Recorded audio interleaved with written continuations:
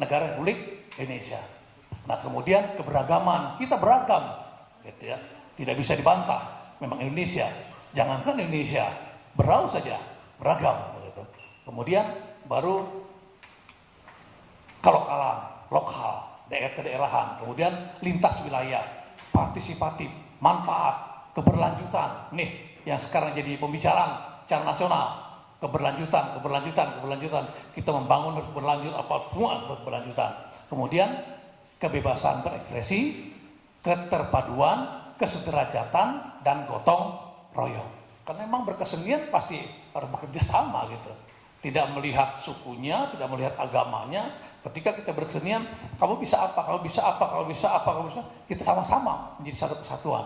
Jadi kita tidak membicarakan masalah, lo apa sih? Lo agama apa sih? Enggak ada. Jadi begitu kita berbicara kebudayaan, kita lepaskan semuanya itu. Tapi kita adalah satu kesatuan yang utuh. Lanjut.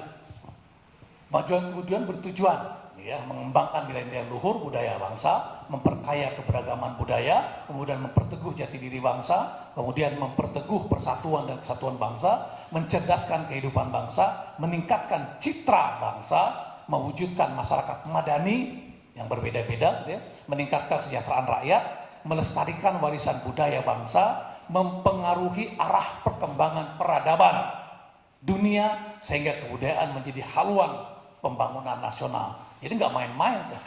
Yang terakhir disebutkan, gitu ya. Artinya menjadi haluan pembangunan nasional, berbicara kebudayaan. Gitu. Lanjut, ya ini objeknya. Objek daripada undang-undang itu adalah ini. Yang tadi mau dilestarikan, yang mau dimanfaatkan, yang mau dimajukan, yang mau dilestarikan dan sebagainya. Adalah pertama tradisi lisan. Tradisi lisan itu yang kalau di Berau, ya, ada badiwa, ada gandam baras, ada syair, ada pantun, kemudian ada apa lagi? Karang-karangan, ada jiak orang Dayak, ada mengenai orang Punan, menyanyi-nyanyi saja. Nanti kalau sempat diputar mungkin bisa kita putar ya. Kemudian ada adat istiadat, lanjut. Adat istiadat. Adat istiadat ini sangat penting. Kemarin yang dilakukan oleh kawan-kawan di Gunung Tabur, upacara adat namanya. Adat Manguati Banua. Manguati Banua itu artinya bahasanya mengobati kampung lah. Tapi bukan arti mengobati kampung dia. Manguati Banua itu lebih daripada sekedar mengobati kampung. Ya dia bersih-bersih kampung, dia bersih-bersih diri, semua yang ada di kampung itu, membersihkan kampungnya. Kemudian kalau orang dulu yang namanya bersih-bersih kampung itu bahkan sampai ada upacara memandikan apa, meriam kuning. Dimandikan meriam kuning itu, kemudian dimantra-mantrai, airnya dikumpulkan, lalu dibawa ke paling hulu kampung, disiramkan di hulu kampung itu airnya. Tujuannya adalah air itu turun ke bawah. Di bawah ini kan orang mandi, orang mengambil air, orang minum dan sebagainya. Mereka akan terhindar dari segala malapetaka, penyakit dan lain-lain. Itu hebatnya gitu. Cuma sayangnya kadang-kadang yang tradisi begitu ada orang yang nolak gitu. Karena mungkin mereka merasa bukan bangsa Indonesia. Hanya orang Indonesia tapi merasa bukan bangsa Indonesia. Kemudian ritus, ini ritual. Tadi yang dibicarakan oleh suku Bajau, mak jamu. Di sana ada mak jamu, ada mak pakan lahat. Jadi mak pakan lahat itu memberi makan lahat, samalah dengan bepalas Banua tadi itu. Mak pakan lahat, tapi memberi makan lahat. Lahat itu tanah sih. Kalau di sana kan laut, gitu ya, laut. Kemudian kalau mak jamu memberi jamuan. Memberi jamuan, terakhirnya jamuan itu adalah ketika mereka buat perahu kecil, di dalam perahu itu diisi macam-macam makanan-makanan dan sebagainya, persembahan, kemudian nanti dilepaskan di laut. Karena hubungan orang laut itu kan pasti dengan laut, dilepas di laut. Itu nanti ada videonya, mudah-mudahan bisa nanti kita putar. Kemudian pengetahuan tradisional, ini sangat penting nih, pengetahuan tradisional yang harus kita kembangkan. Kemudian ada teknologi tradisional. Membuat perahu itu mungkin bagian daripada teknologi tradisional ya.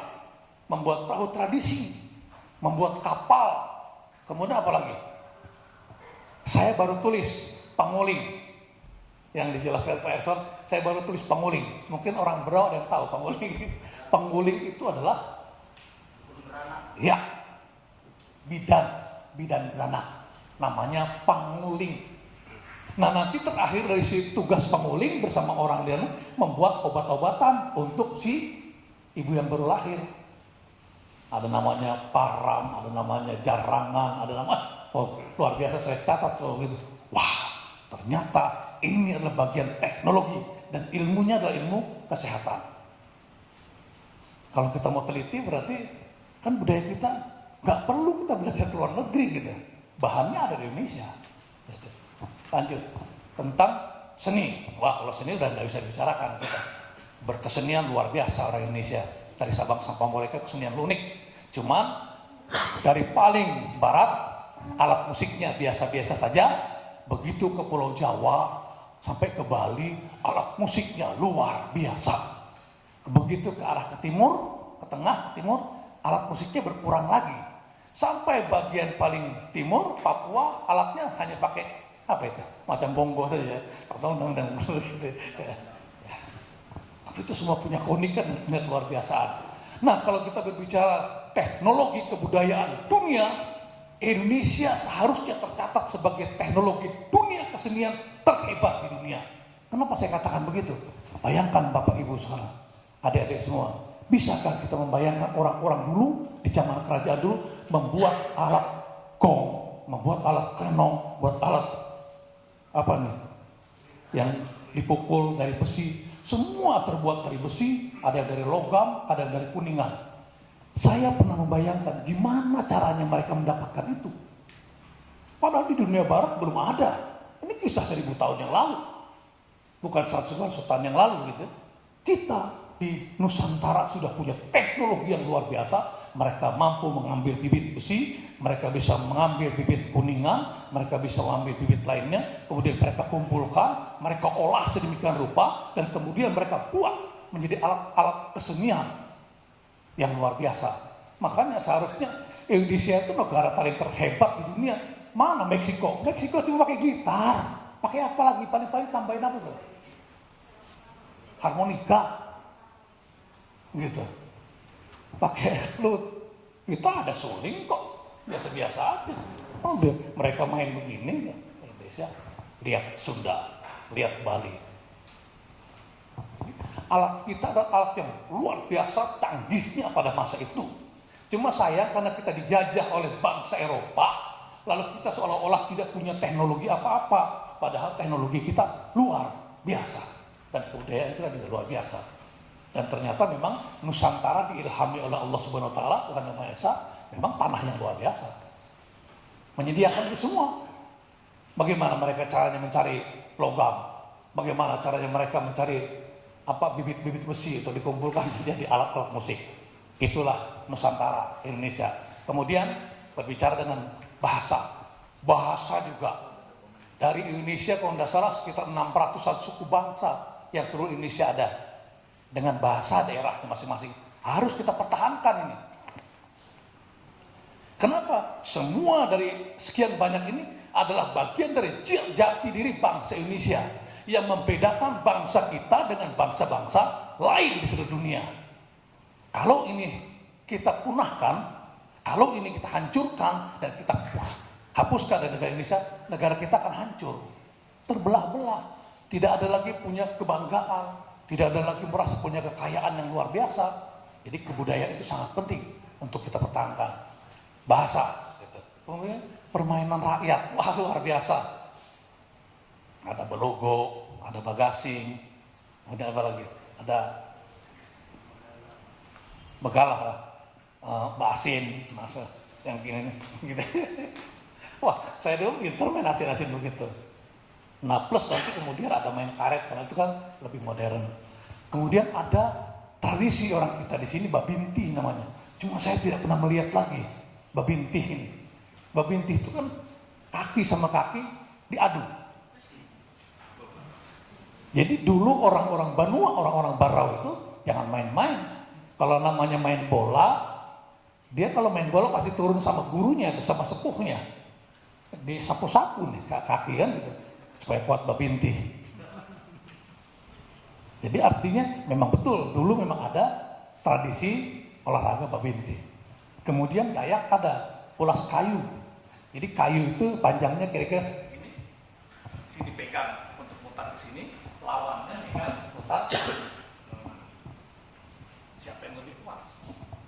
Nah itu sudah kita masukkan kepada ya. Muri, ya.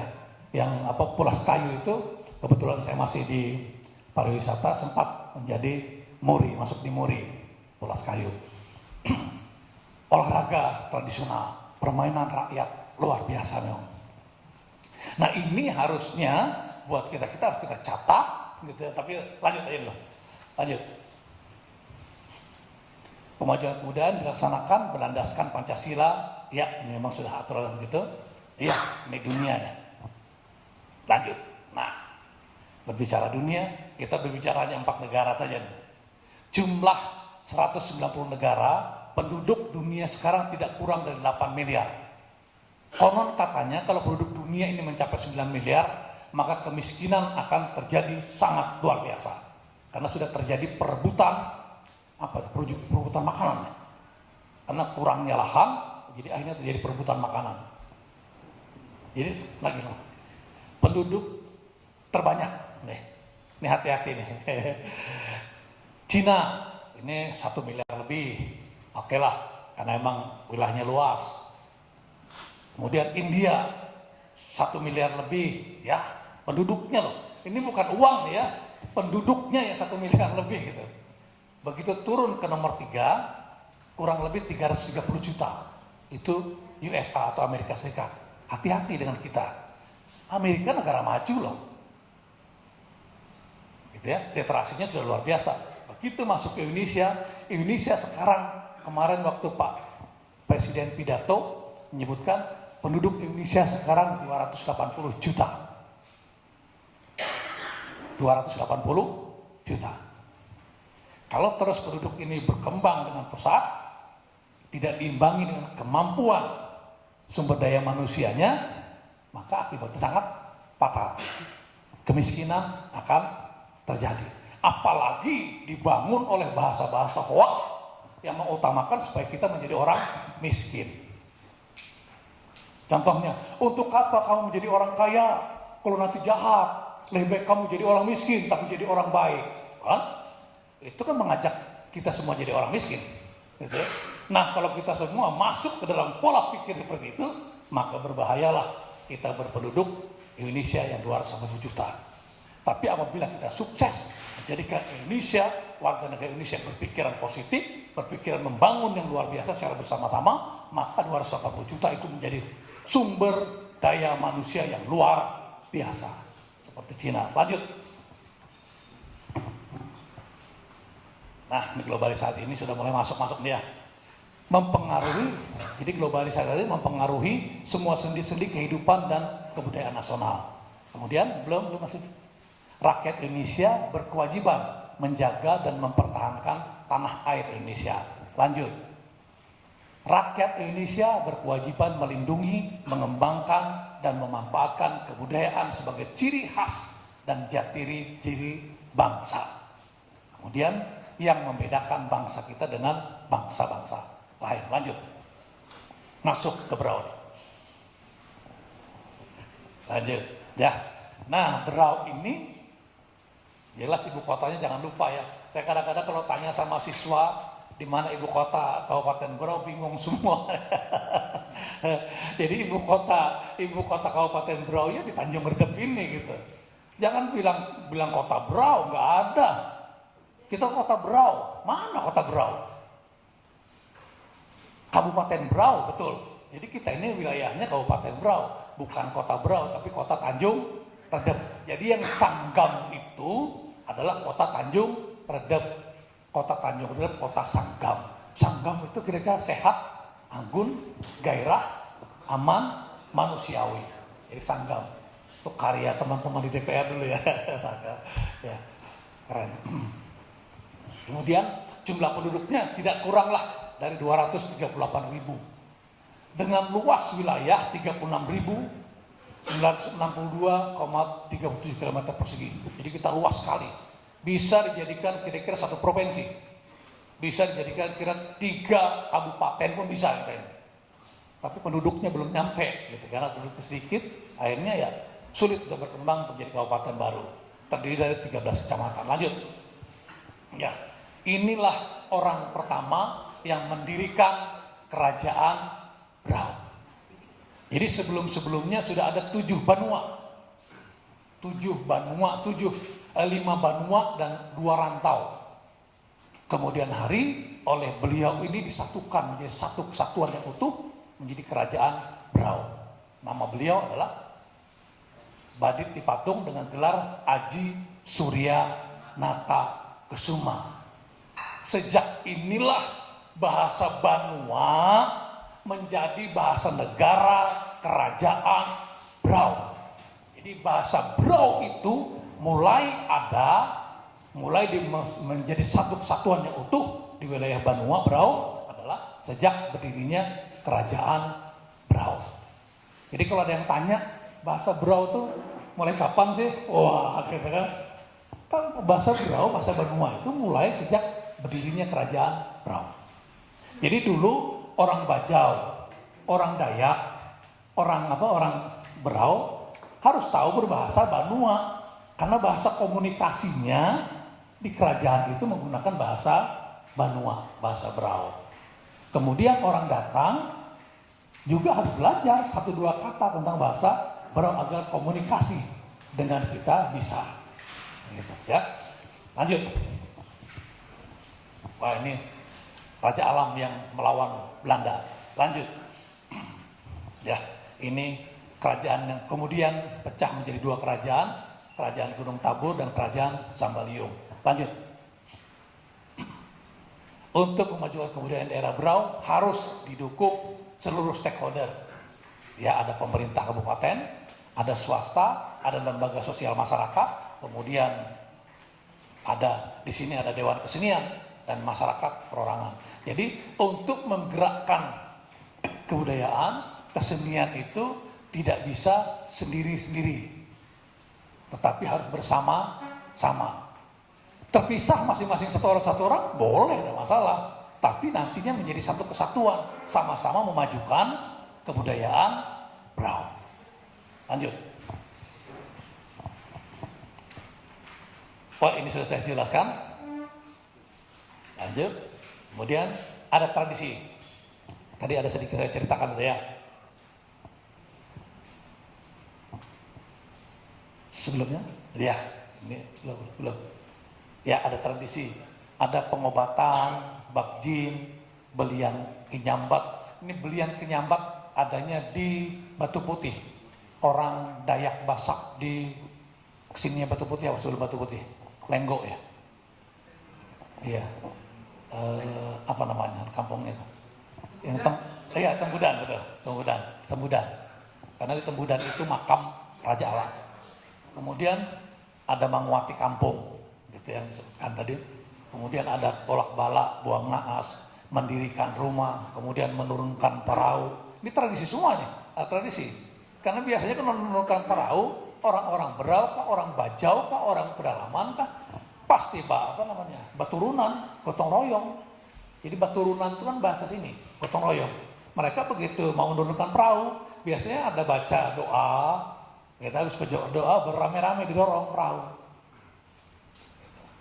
Ada kapal kecil, kapal besar, sampai kapal besar pun didorong rame-rame untuk menurunkan. Semuanya lewat gotong royong. Kemudian ada mandi-mandi. Ini ada mandi-mandi bayi, ada mandi-mandi hamil, ada mandi-mandi menikah ya, mau kawin. Banyak mandi-mandi nih, tradisi adat ini. Gitu. Kemudian baturunan, yang biasa kita lakukan kerja. Baturunan ini sebetulnya begitu saya cari literasi sebenarnya, baturunan itu berasal dari bahasa orang-orang dulu ketika dia panen padi. Jadi panen padi nih. Ada 10 orang, satu wilayah itu punya ada 10 orang yang menanam padi sama-sama. Gitu ya. 10 berarti 10 petak lah gitu. Kemudian yang pertama sudah selesai, kedua sudah selesai, ketiga sudah selesai, 4 sampai 9 sudah selesai. Yang ke-10 tidak selesai. Apakah karena keluarganya sedang sakit, apakah sedang kesusahan, atau apa dan sebagainya. Nah, yang ke-10 tidak selesai ini oleh yang ke-9 tadi secara sadar, tidak diperintah, tidak ada merasa perasaan apapun, kecuali hanya ingin membantu, menolong. Turunlah mereka memanenkan yang ke-10 ini. Tujuannya apa? Supaya si panennya juga selesai. Karena kalau tidak panen, berarti nanti ada musim peceklik dia. Ada musim tidak ada makan, tidak bisa makan. Karena antara tanam padi berikutnya dengan tanam padi berikutnya kan setahun baru panen. Nah, jeda waktu itu bisa membuat mereka tidak bisa makan kalau tidak dipanenkan. Nah, itulah yang disebut dengan baturunan. Asal katanya. Nah, sekarang kita kembangkanlah baturunan itu akhirnya dengan menurunkan perahu rame-rame yang diartikan dengan gotong royong. Bapak minta maaf, waktunya sisa 3 menit lagi ya, Pak. Sedikit lagi ya. Terus. Oke, nanti. Oke, sini terus. Ya. Lanjut. Nah, ini. Upaya kita bersama melalui pendokumentasian. Jadi kita bersama-sama ya. Tadi sudah dijelaskan maksudnya, ya kita berpikir bersama. Cara pertama adalah ditulis. Kalau bisa dari tulisan itu menjadi sebuah buku. Buku yang terdaftar, yang ada ISBN-nya. Tujuannya adalah teman-teman nanti yang mau melakukan penelitian, ada literasi untuk penelitiannya. Yang bersumber dan kuat karena ada ISBN-nya. Kemudian kita lakukan foto. Seandainya ahli foto mungkin bisa dibukukan. Tapi foto itu diceritakanlah di bawah foto itu ini kejadian ini. Kemudian rekam audio, rekaman yang tanpa gambar. Kita rekam, kita ke bawah kemana kita rekam gitu. Kemudian terserah nanti rekaman itu apakah mau kita tulis, apakah mau jadi data kita saja. Kemudian yang terakhir rekam video. Kalau masa-masa kami dulu waktu muda rekam video itu langka sekali. Kalau tidak orang kaya, tidak pemerintah yang TVRI yang mewah, tidak mungkin kita punya video gitu. Sekarang kan gampang sekali, pakai HP jadi. Gitu. Nah, kemudian dari 4 ini tadi, ayo kita sebarkan. Caranya adalah ya lewat TikTok, ya lewat Instagram, ya lewat YouTube, ya lewat Twitter, ya lewat semuanya lah. WA. Tujuan kita secara bersama-sama mengangkat seni budaya itu, kebudayaan daerah Berau itu, kita bersama-sama lewat pendokumentasian, kemudian kita sebarkan, kita populerkan, kita viralkan bersama-sama. Agar semua yang ada di Kabupaten Berau, yang saya tulis di atas tadi, bisa menjadi dikenal oleh masyarakat kita sendiri paling tidak, dan masyarakat luar. Nah, kemudian menjadi satu kesatuan negara Indonesia, itulah jati diri bangsa yang membedakan dengan bangsa-bangsa lain di dunia. Lanjut. Ya, ini lanjut. Oke, lanjut. Ya, ini. Nah, ini karya saya yang sudah saya tulis, dan ini buku saya. Yang terbaru 2 ini. Alam dengan bahasa Banua. Kemudian rasanya dia ada di perpustakaan juga sudah mencetak Badiwa. Jadi seni budaya Badiwa itu sedang dicetak bukunya oleh perpustakaan. Kemudian saya juga biasa nulis sama-sama waktu Mas Rayun Rampam dulu ada cerpen bersama, ada puisi bersama gitu ya. Ini yang sudah saya tulis. Kemudian mudah-mudahan ada manfaatnya buat kita semua. Nah, untuk buku-buku itu di rumah saya sudah sebagian tidak ada lagi gitu. Adanya di perpustakaan Kabupaten Berau dan di perpustakaan Provinsi Kalimantan Timur. Kalau mau ketemu dengan buku itu pun terbatasnya. Tidak bisa di perpustakaan secara umum, Pak ya. Di deposit ya. Jadi kalau adik-adik atau siapapun nanti mau meneliti, mau cari buku-buku ini, silahkan ke perpustakaan Kabupaten Berau. di bidang deposit, bukan yang umum, yang perpustakaan umum bukan, karena bukunya kan terbatas, motokopinya juga terbatas, jadi diatur oleh mereka yang ngatur dari perpustakaan. Ya, demikian makanya. Mungkin bisa satu yang berdua bisa bisa diputar sebentar aja, atau yang mana aja lah yang bisa. Makjid agak sulit kah? Oh lain. Yang saya kirim, enggak ada kah? Oh alah. Ada di mana deh? Saya kirim lewat grup, enggak ada.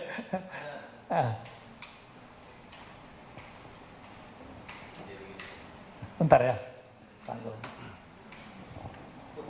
Atau di YouTube-nya Bapak ada? Biasanya ada ya Pak di YouTube Ya, Bapak? YouTube, tapi nanti nyarinya repot. Di TikTok. YouTube tinggal cari, ketik Saprudin Itur, nanti keluar. Soalnya saya pernah nonton. Pakai P. Saprudin Itur Badiwa Mas, tulisannya tuh. Oh ya.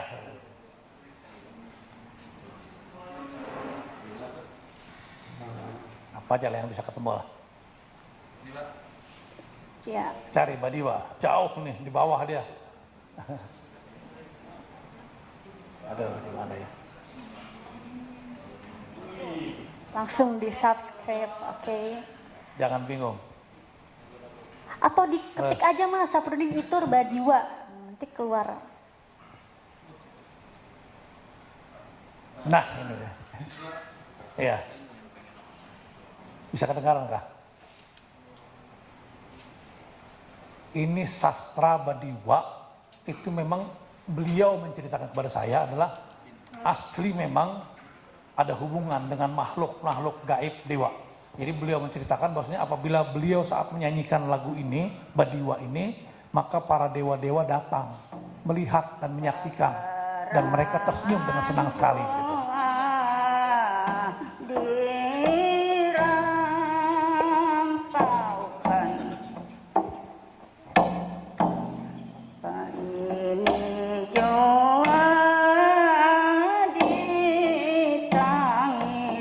Tembakannya jantungku padakan maksud hatimu lagi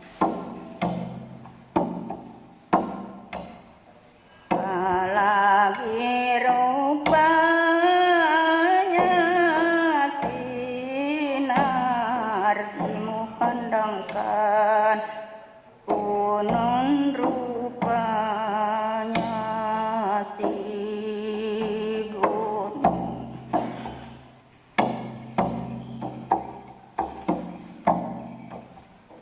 mengangkat sambaman junjung duli.